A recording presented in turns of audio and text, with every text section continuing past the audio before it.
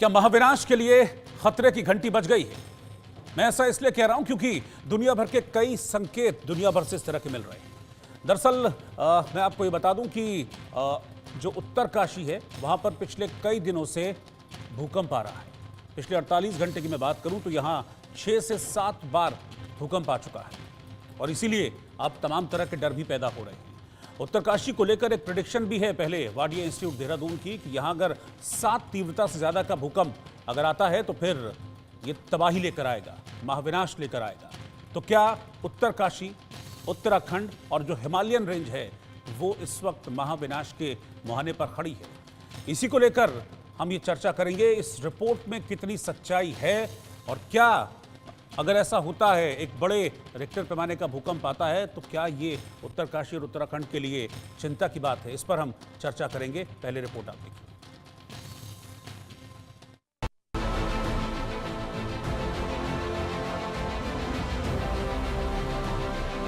महाविनाश के लिए खतरे की घंटी, आने वाला है जोरदार भूकंप, हो जाइए सावधान। धरती डोल रही है, विनाश विनाश बोल रही है। पहाड़ हैं पलटने को तैयार, पड़ेगी कुदरत की मार। महाप्रलय तय, हर तरफ भय। क्या पृथ्वी का अंत होने वाला है? क्या इसी साल धरती पर महाप्रलय आएगी या जल प्रलय होगी, अग्नि प्रलय आएगी या फिर कोई बड़ा विनाशकारी भूकंप आने वाला है? इसे लेकर वैज्ञानिकों की रिसर्च में एक बड़ा खुलासा हुआ है, वो भी मैं आपको बताऊंगा। लेकिन उससे पहले ये जान लीजिए कि धरती कहां डोल रही है और कहां से महाविनाश बोल रही है। दरअसल उत्तरकाशी में भूकंप के झटकों का सिलसिला लगातार जारी है। यहां 48 घंटे में 7 बार धरती हिली। इन झटकों से पहाड़ पर दहशत का माहौल है। बुधवार दोपहर करीब 3:28 पर एक बार फिर भूकंप के झटके महसूस किए गए। रिक्टर स्केल पर इनकी तीव्रता 2.7 मापी गई। भूकंप का केंद्र ऊपरी कोट भराण गांव के जंगलों में बताया गया। बार बार आ रहे झटकों से स्थानीय लोग डरे हुए हैं और घरों के बाहर रहने को मजबूर हैं। हालांकि भूकंप की तीव्रता कम होने की वजह से अब तक किसी तरह के जानमाल के नुकसान की खबर नहीं है। स्थानीय लोगों का कहना है कि झटकों के चलते घरों की दीवारों में दरारें पड़ने लगी। लेकिन लगातार धरती के नीचे हो रही हलचल ने वैज्ञानिकों की चिंता को बढ़ा दिया, क्योंकि उत्तरकाशी पहले से ही भूकंप के सिस्मिक जोन 4 और 5 में आता है। इसीलिए सब घबराए हुए। वाडिया हिमालयन भूविज्ञान संस्थान ने कई बार चेताया है कि छोटे झटके आने का मतलब ये नहीं कि बड़ा भूकंप नहीं आ सकता। भूकंप के लिहाज से बेहद संवेदनशील इस जोन में रिक्टर स्केल पर 7 से अधिक तीव्रता का भूकंप भी आ सकता है। यहाँ 1991 में रिक्टर स्केल पर 6.6 तीव्रता का विनाशकारी भूकंप आया था, जिसने भारी तबाही मचा दी। इसके बाद करीब 2000 आफ्टर शॉक आए। तब से लेकर अब तक 120 से अधिक भूकंप के झटके रिकॉर्ड हो चुके हैं, लेकिन कोई बड़ा भूकंप अब तक नहीं आया। जानकार बताते हैं कि हिमालयी क्षेत्र में इंडियन प्लेट लगातार यूरेशियन प्लेट की ओर खिसक रही है। ऐसे में इस इलाके में 7 तीव्रता का बड़ा भूकंप आने की संभावना बनी हुई है। 7 तीव्रता के भूकंप का मतलब है सब कुछ खत्म। अब सवाल ये है कि क्या पृथ्वी के विनाश का कारण भूकंप बनेगा? क्या हौले हौले धरती डोल रही है और धरती का ये डोलना विनाश की ओर इशारा है? Bureau report, India news.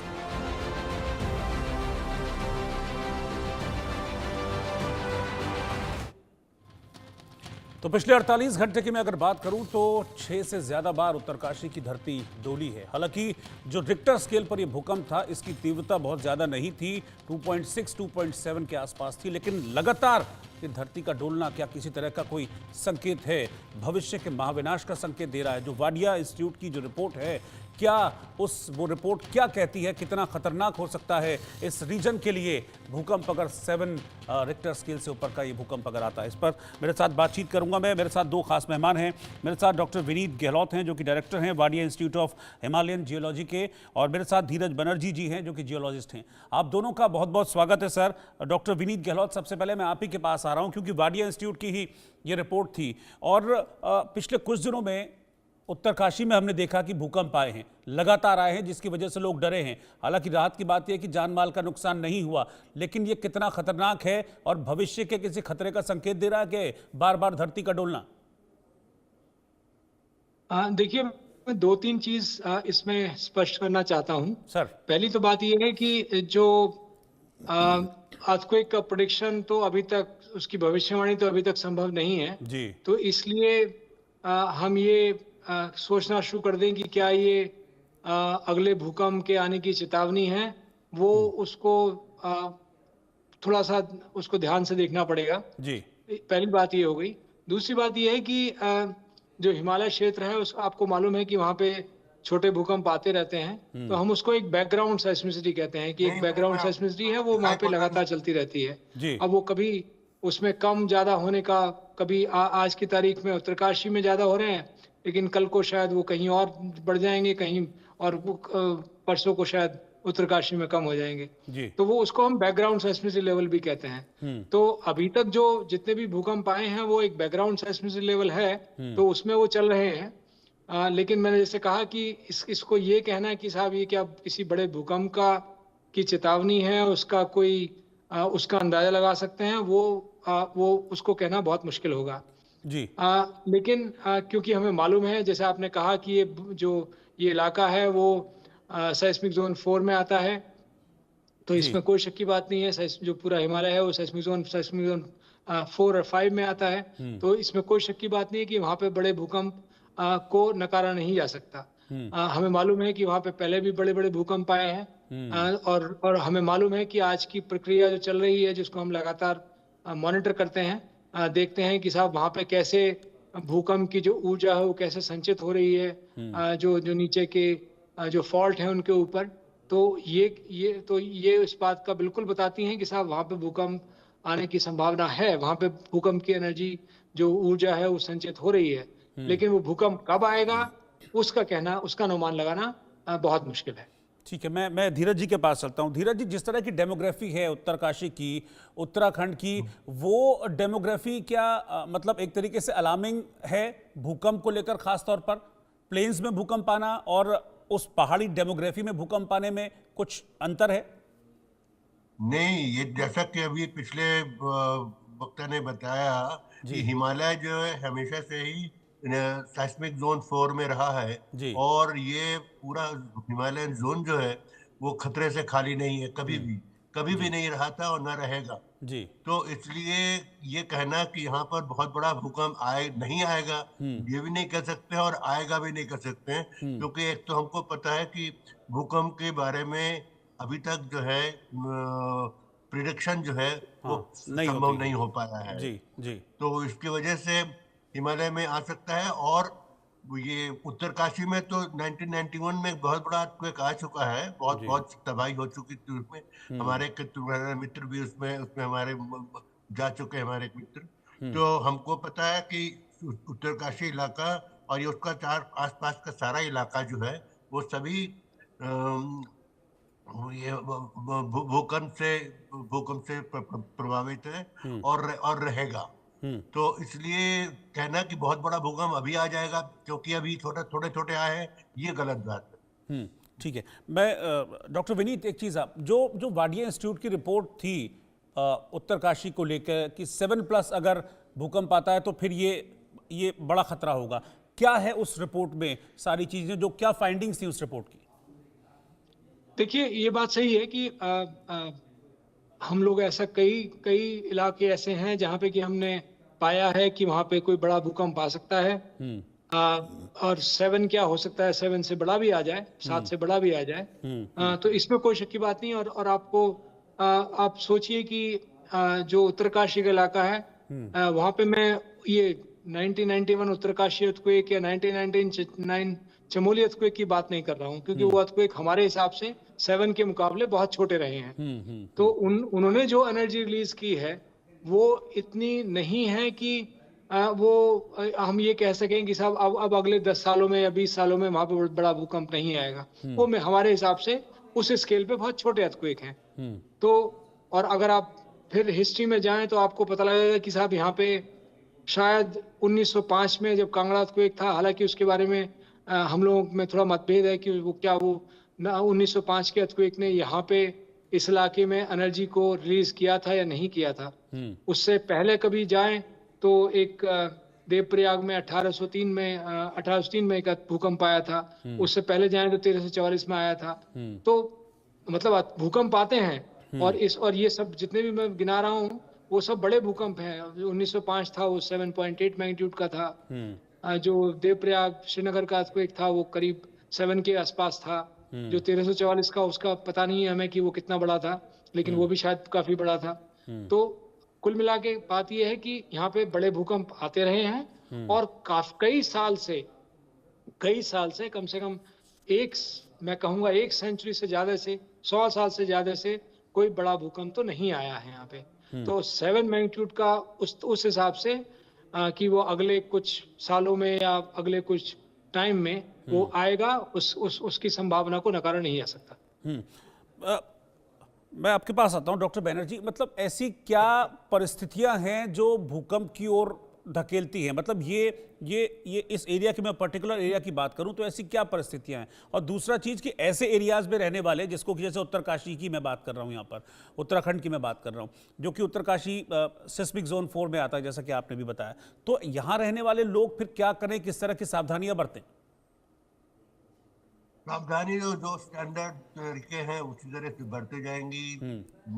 मकानों को और बिल्डिंग को ऐसे बनाएं जो कि अर्थक्वेक प्रूफ हो, और जिनको की पर और जो पुराने बिल्डिंग हैं उनके ऊपर रेट्रोफिटिंग की जाए।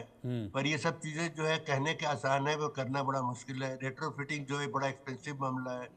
पुरानी बिल्डिंग्स को रेट्रोफिटिंग करके आप अर्थक्वेक प्रूफ बना सकते हैं, पर कितना कितना वो प्रैक्टिकल है ये नहीं कह सकते। इसलिए जो खतरे के निशाने में तो हम लोग रहेंगे ही रहेंगे।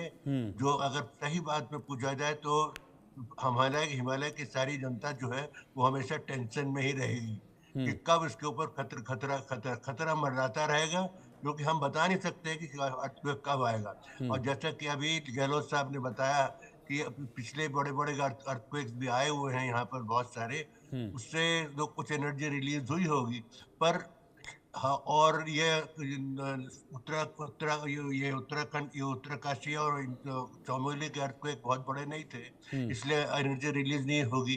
पर कुछ तो रिलीज हुई होगी, कुछ तो। इसलिए हम तो ये मानते हैं कि ये छोटे छोटे अर्थक्वेक, जैसा कि हमको सिखाया गया, मैं साइस्मिक के बारे में ज्यादा जानता नहीं हूँ, तो इतना जरूर मालूम है कि अगर स्ट्रेस रिलीज होता रहे तो बड़ा बड़ा खतरा मंडराता रहेगा। तो उसी हिसाब से हम लोग सोचते हैं कि छोटे छोटे अर्थक्वेक से अगर हम लोग को बचाव हो सके तो फिर उसी की उम्मीद में हम रह सकते हैं। और यहाँ के लोगों को देखिए कि रास्ते, सड़क, बिल्डिंग वगैरह जो है, अपनी मकान जो है, वो सबको कोई तरह से ऐसा बनाए कि उनके ऊपर नुकसान न हो। पर कैसे बनाए ये बड़ा मुश्किल है, क्योंकि सिविल इंजीनियर्स लोगों को इसके बारे में बताना पड़ेगा, क्योंकि मकान तो बन चुके हैं। मकान बनने के बाद उनको कैसे निपटाया जाए ये बात आ रही है। तो इसलिए रेट्रोफिटिंग के अलावा और कोई तरीका नहीं है।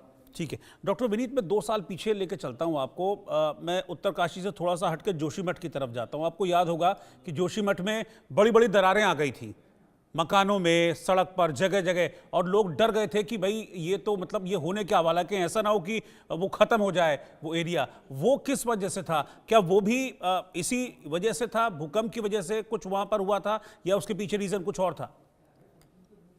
अच्छा सवाल है।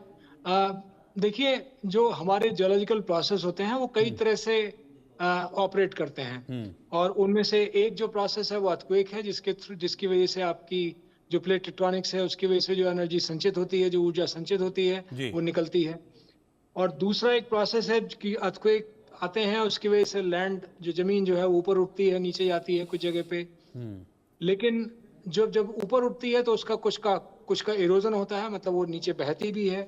और कई बार जब स्लोप बहुत ऊंचे हो जाते हैं और उसमें इतनी स्ट्रेंथ नहीं होती है तो वो नीचे खिसकने लगते हैं, जिसको हम लैंडस्लाइड कहते हैं। तो ये बात सही है कि लैंडस्लाइड, ऐसा नहीं है कि सारी लैंडस्लाइड जो है वो इसी केवल जमीन के ऊपर उठने से होती हैं। कुछ लैंडस्लाइड जो है वो जब कोई भूकंप आता है उसकी वजह से भी ट्रिगर हो जाती हैं।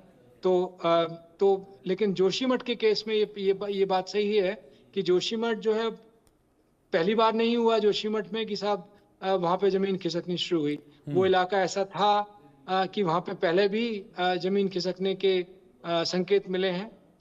तो वो तो प्योरली एक लैंडस्लाइड, जिसको हम स्लो मूविंग लैंडस्लाइड कहते हैं, वो वाला प्रोसेस था, जिसका कि भूकंप के या टेक्टोनिक प्रोसेस से डायरेक्ट कोई रिलेशन उसको आप नहीं कह सकते। अच्छा सर, एक चीज और, ये जो चीजें हो रही हैं, क्या क्या इसके पीछे हम कहते हैं कि जो नेचर के साथ छेड़छाड़ होती है वो भी इसके लिए क्या क्या एक बड़ा फैक्टर होता है? क्या भूकंप से इसका कोई डायरेक्ट कनेक्शन है?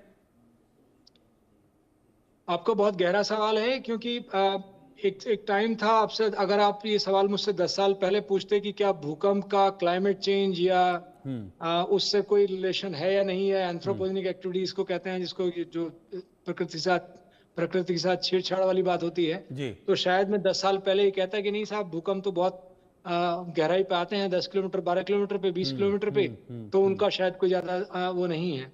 लेकिन आपको आप हमारे पास कई सारे ऐसे एग्जाम्पल हैं, कई सारे ऐसे एविडेंस हैं जिसमें दिखता है कि जो क्लाइमेट चेंज है वो भी अर्थक्वेक के आने की प्रक्रिया को और अर्थक्वेक के आने की संख्या को प्रभावित करती है। जहां तक बात मानव का प्रकृति के साथ छेड़छाड़ करने की बात है, तो उसमें लैंडस्लाइड जो है उसका बहुत बड़ा उदाहरण है कि हमने जब भी कोई नॉन इंजीनियरिंग तरीके से, नॉन जियोटेक्निकल तरीके से जब भी कोई इस तरह का काम किया है, तो जो हमारे जो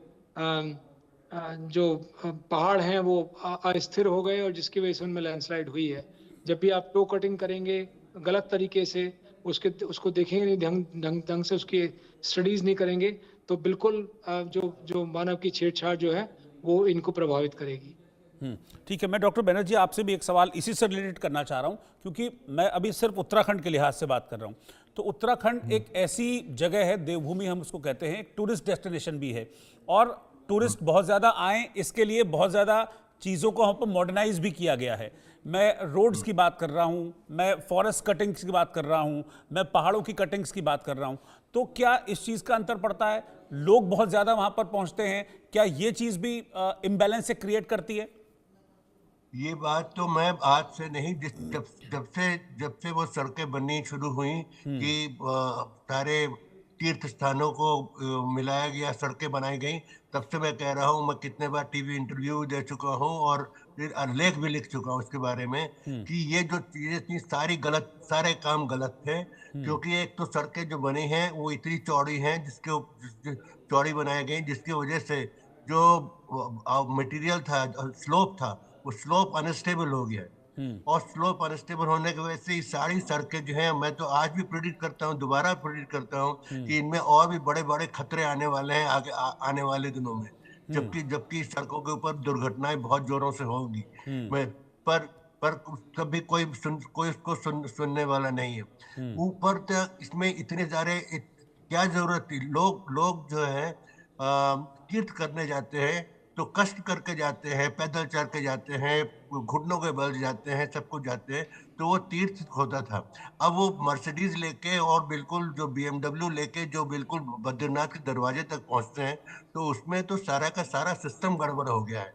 सारे पूरी प्रक्रिया बदल गई है, सारा रहन सहन का तरीका बदल गया है, सारा सिस्टम बदल गया है, और नेचर्स के साथ इतनी भयंकर छेड़छाड़ की गई है कि उसका कुछ कहना नहीं है। तो ये इसका असर तो हमको भुगतना पड़ेगा ही। अब कौन इसके बारे में इसकी जिम्मेदारी लेगा, ये भगवान जाने। डॉक्टर विनीत, देखिए, मैं मॉडर्नाइजेशन के खिलाफ नहीं हूं, मैं विकास के खिलाफ भी नहीं हूं, लेकिन उसकी कीमत किसी की जान, इंसानी जान, या फिर महाविनाश की ओर बढ़ना तो नहीं हो सकता। बिल्कुल यही तो मैं कह रहा हूँ। मैं भी कह रहा हूँ, मैं भी कोई मॉडर्नाइजेशन के अगेंस्ट में नहीं हूँ। मॉडर्नाइजेशन होना चाहिए, पर वो उतना ही होना चाहिए जिससे कि आदमी ढंग से रह पाए। अब ये सड़कें अगर आप इतनी बड़ी बनाए कि इसमें कि 3 गाड़ियां 4 गाड़ियां एक साथ जो है 4 लेन्स रोड बनाना जो है, ये मेरे हिसाब से ये निहायत बेवकूफी का काम किया गया है। जो 4 लेन बनाया गया है, जो इस ऊपर से लेकर ऋषिकेश वो ऊपर बद्रीनाथ और केदारनाथ तक का, इसके लिए लोग भुगतेंगे और पता नहीं कौन इसके बारे में जिम्मेदारी लेगा। ठीक है, डॉक्टर विनीत गहलोत, मैं इस पर आपका भी रिएक्शन चाहूंगा सर। देखिए, बनर्जी साहब ने अपने अनुभव के हिसाब से सब कुछ आपको बता दिया है, तो और उनकी काफी चीजों से मैं सहमत हूँ। बिल्कुल कोई भी डेवलपमेंट के अगेंस्ट नहीं है, कोई भी जो भी अगर लोगों को उससे सुविधा मिलती है उसके अगेंस्ट कोई भी नहीं है। लेकिन हर चीज का एक करने का तरीका है। अगर आप उस तरीके को फॉलो नहीं करेंगे तो उस तरह की आपदाएं होंगी। तो और बाकी इसके अलावा तो और कुछ इसमें जोड़ने के लिए नहीं है। क्या उस एरिया में भविष्य के लिए कोई खतरा है, उससे सावधान रहने की जरूरत है, खासतौर पर उस एरिया में हिमालयन बेल्ट पे रहने वाले लोगों को? देखिए, हिमालयन बेल्ट तो ये एक ऐसी प्रक्रिया है जो प्लेट टेक्टोनिक्स को कहते हैं, जियोलॉजिकल प्रोसेस का पार्ट है, जो कि आप आज क्या 1000 साल पहले या 1000 साल बाद भविष्य में भूकंप तो वहां पे आएंगे, उनको आप रोक नहीं सकते और उनको आप ना शायद आज की तारीख में तो प्रिडिक्ट नहीं कर सकते हैं। डेवलपमेंट लगातार होगा। तो इसका मतलब ये है कि हमारी वल्नरेबिलिटी इसे कहते हैं वो भी बढ़ेगी। बस यही है कि अब आपके सामने एग्जाम्पल हैं, जापान का आपके सामने एग्जाम्पल है, अमेरिका का, कि जहाँ पे बड़े बड़े भूकंप आते हैं, लेकिन तब भी जो मकान हैं वो इस तरह से बनाए गए हैं, व्यवस्थाएं इस तरह से की गई हैं कि वहाँ पे उतना डैमेज नहीं होता। आप सोचिए कि हमारे यहाँ एक 6 मैग्नीट्यूड का अर्थक्वेक, जैसे कि लातूर में, किलारी में हुआ, या अगर हिमालय में जाएं तो जैसे उत्तरकाशी हुआ 1991 में, फिर 99 में चमोली हुआ। तो आप सोचिए कितने लोग वहाँ पे कितना नुकसान हुआ वहाँ पे। लेकिन अगर उतने ही मैग्नीट्यूड का अर्थक्वेक अगर आप जापान में आए तो शायद ही कोई कम से कम जान हानि तो कुछ नहीं होती है। थोड़ा बहुत माल हानि जरूर होती है, लेकिन जान हानि नहीं हो पाती है। तो अल्टीमेटली बात यह है कि जिसे कहते हैं ना, you have to live with it. तो आपको, ये तो ऐसी प्रक्रिया है जो होनी ही होनी है। उसको कोई, चाहे कोई भी कुछ कर ले, वो उसको रोक नहीं सकता है। उन्होंने तैयार कर लिया खुद को उस तरीके से। जी। ठीक है। डॉक्टर विनीत गहलोत और धीरज बनर्जी जी, सर आप दोनों का बहुत बहुत शुक्रिया। आपने बहुत डिटेल में इन सारी चीज़ों को हमारे दर्शकों को समझाया। साथ जुड़ने के लिए आप दोनों का बहुत बहुत शुक्रिया।